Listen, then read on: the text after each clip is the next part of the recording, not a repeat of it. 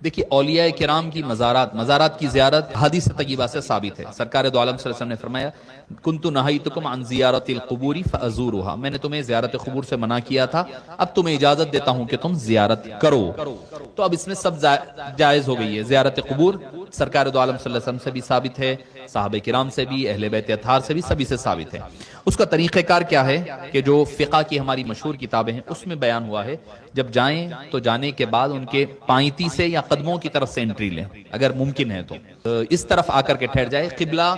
کی طرف پیٹ کر کر قبر کی طرف چہرہ کر کر کے ٹھہر جائے، کیونکہ قبر کی تدفین کا طریقہ یہی بتایا گیا ہے، اس طریقے سے کی جائے کہ قبر ایسی ہونی چاہیے، تو پیٹ قبلے کی طرف ہو، اس کی طرف چہرہ ہو، اللہ کی حمد و ثنا کرے، اور اگر وہ صاحب مزار بڑے درجے کے ہے تو ان کے درجات کی بلندی کے لیے اور اپنے گناہوں کی معافی کے لیے ان کے ذریعے سے اللہ کے پاس وسیلہ پیش کریں، اور اگر وہ رتبے میں مقام میں عام مسلمان ہیں تو ان کی مغفرت کے لیے، بخشش کے لیے دعا کیا کریں۔ پھول چڑھانا خوشبویات کے لیے ہوتا ہے، اور جب تک کہ پھول تازے رہتے ہیں، جب تک کہ اللہ تعالیٰ اس قبر پر عذاب کو دور کر دیتا ہے۔ یہ بخاری شریف کی صحیح حدیث پاک سے ثابت ہے۔ سرکار نے دیکھا کہ 3 قبروں پہ سے گزرے تو ان پہ اوپر عذاب ہو رہا تھا، سرکار نے دعا کی، پھر 3 ڈالیاں لگائی تازی، اور لگا کر کے فرمایا جب تک یہ تازی رہیں گی اللہ تعالیٰ اس پر عذاب نازل نہیں کرے گا۔ تو اس وجہ سے پھول چڑھائے جاتے ہیں، پھول چڑھانا ہے چڑھائیے، چادر ہے، پھول ہے، اس میں بھی زیادتی نہیں کرنا، اسراف نہیں ہونی چاہیے۔ چادر بھی اس لیے چڑھاتے، چادر کا کوئی حکم خاص طور پر شریعت میں نہیں ملتا، فقہاء نے اجازت کیوں دی؟ عام لوگوں کی قبر میں اور اللہ والوں کی قبر میں فرق ہو، صرف اس لیے چادر چلانے کا حکم ہے، وہ بھی صرف ایک رہنا،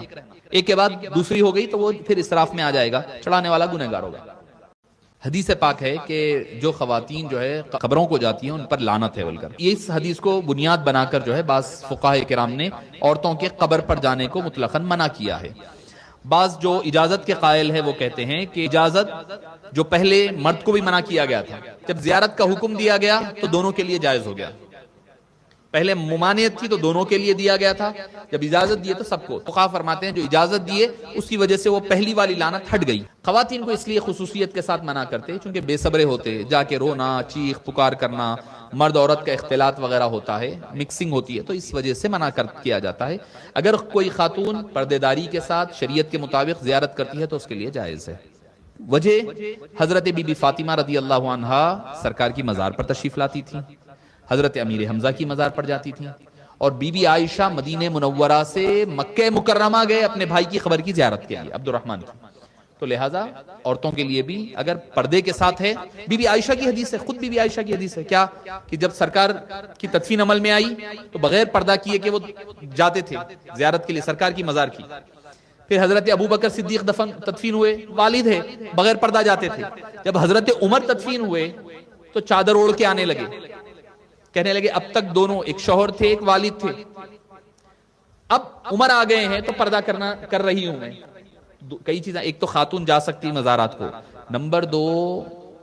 ان لوگوں کو خبر والوں کو بھی معلوم ہے کہ کون آ رہا کون جا رہا۔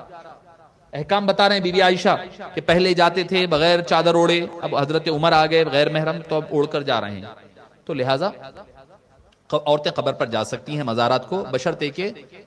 شریعت کی پابندی ہو، عورت آدمی کا مکس اپ نہ ہو، اور دوسری چیز بے صبری نہ کرے، چیخ پکار رونا کرنا،